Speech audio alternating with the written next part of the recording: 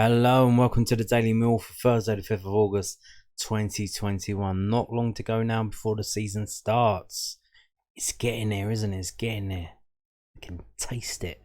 But before that, we've got some action in the transfer market. Sort of. We have this, and Tyler Burey is going on loan to Hartlepool United. And this is from bbc.co.uk, and it says Tyler Burey, Hartlepool United signed Millwall winger on loan. League 2 newcomers Hartlepool United have signed Millwall winger Tyler Burey on loan until January 2022. The 20-year-old has made 16 appearances in all competitions since joining the Lions from AFC Wimbledon in 2019. Tyler is one of those players that gets you on the edge of your seat, Pool's manager Dave Challoner told the club website. He's certainly going to bring something different to the side, and I know he is excited to get started. Hartlepool are back in the EFL after 4 years away, having beaten Torquay on penalties in the National League playoff in June.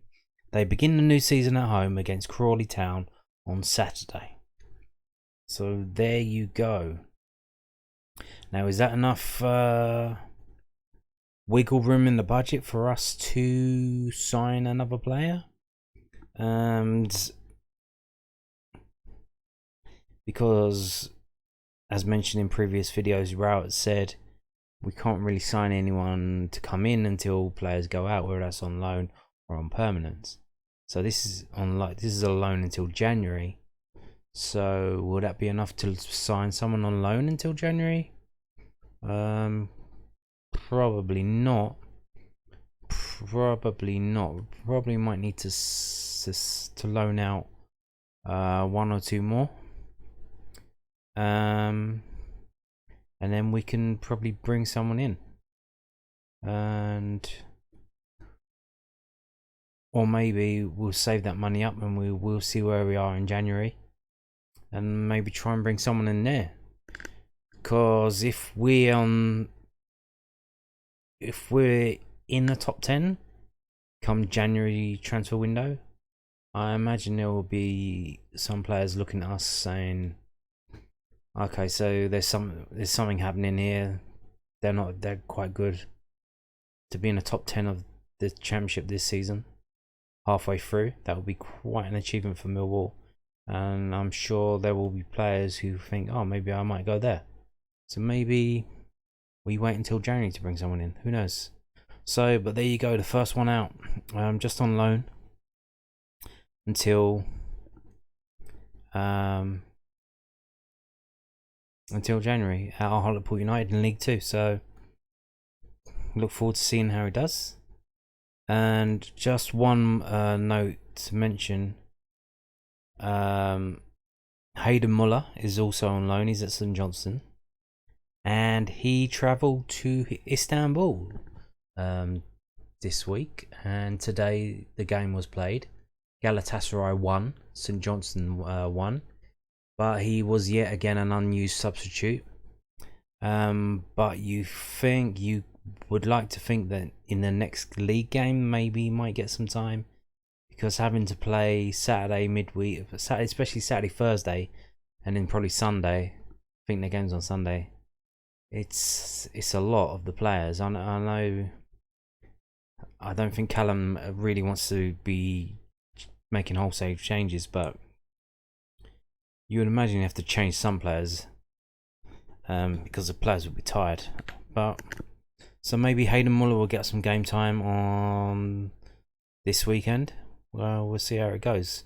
I'll certainly see what Tyler Burey does against Crawley on Saturday. So we'll see how that goes. Now we've got this story from millwallfc.co.uk, and it's basically a video that Gary Rowett did with Billy Taylor, the media guy for Millwall. It's a 5-minute video. You can watch it if you want. I've just watched it, and basically they've pulled some of the stuff out and written it down, and we're going to go through that now. So Gary Rowett has labelled Mill's pre-season as a good month, but now cannot wait for Saturday's 21-22 Sky Bet Championship opener at Queen's Park Rangers. The Lions will be backed by 2,500 fans at the Kiyan Prince Foundation Stadium, as fans return to league football without restrictions for the first time since March 2020. And the boss told millwallfc.co.uk of his pleasure at the build-up towards the weekend's big kick-off. It's been a good month, he said. I don't think you can read too much into it apart from the fitness and a little bit of tactical work. We've had some good opponents in Arsenal, Watford, and other Premier League sides like Fulham.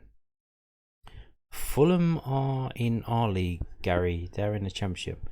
Plus Bromley, Ipswich in front of crowds. There's been some really good tests and a lot of players got minutes in. With competition for places rife in all areas of the squad, the manager claims to have a starting 11 in mind for the trip to West London, but also challenges his entire squad to remain at their maximum ahead of the long and arduous campaign. I might have a starting 11 in mind for QPR, but that 11 has the ability to change every week. It's a long season and we've got a very strong squad this year. There will be times for players to step in and play their part at times when people have to go out or come off the bench. We need that squad mentality and we need everyone at their maximum ready to perform. I can honestly say at this moment that there's around 20 players I could pick on merit from pre-season. We've got a good week to look forward to, but it's only going to be a good week if we can get off to a good start. Yes. So the way that's written, this paragraph here, the way that's written, it seems that he's talking about changing the team every week.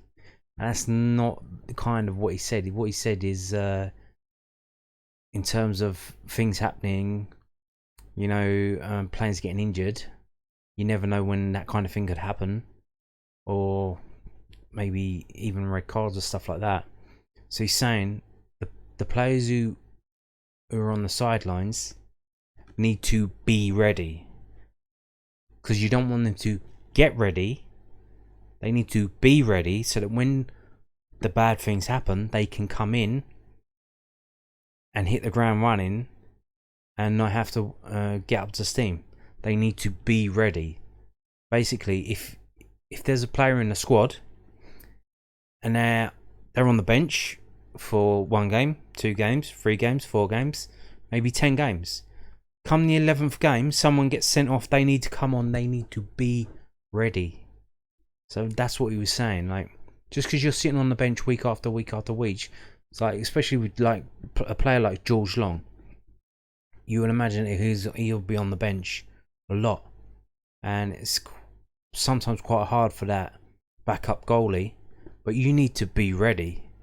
You are a backup goalie, but you need to be in the mindset of thinking that you could get on in this game.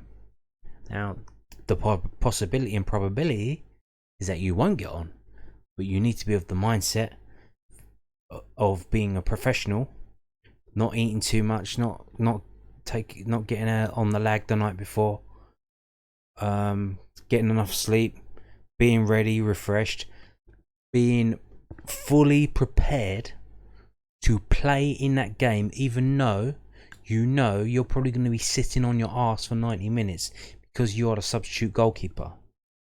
But you still need to be ready. So that's what he was saying there. It doesn't really come over in the writing, but when you hear him speak, that's what he was kind of pointing out there, which I kind of agree with him as well. Yeah. So there you go. We're going to move on now to this. This is from news@den.co.uk. It says exemplary. Millwall boss has no concerns over Jed Wallace despite contract stalemate. Gary Rowett has no worries about Jed Wallace being distracted by speculation over his future going into this season, saying the attacker has been exemplary in how he conducts himself. Wallace, 27, has a new contract offer on the table, but has yet to sign it. The former Portsmouth and Wolves man has just 1 year left on his current deal, and after 10 goals in each of the last 2 seasons, will attract transfer interest. The transfer window closes at 11 PM on Tuesday, August the 31st. So, anything could happen until 11:01. Jed Wallace or any other the other players could be leaving if the right offer comes in.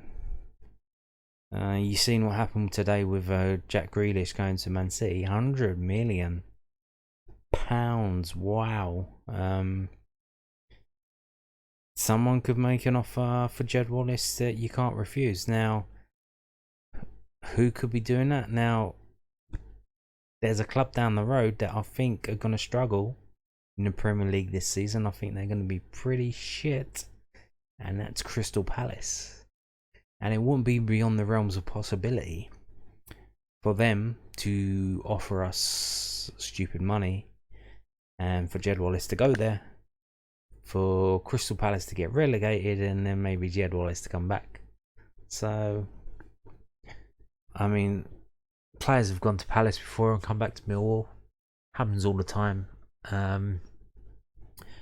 Yeah, it's just they've got that Premier League money, and even though they haven't really done anything, or have they won anything ever? They got to the FA Cup final like a couple of times, no? One time, and a League Cup final once. I don't think they've actually ever won anything, have they?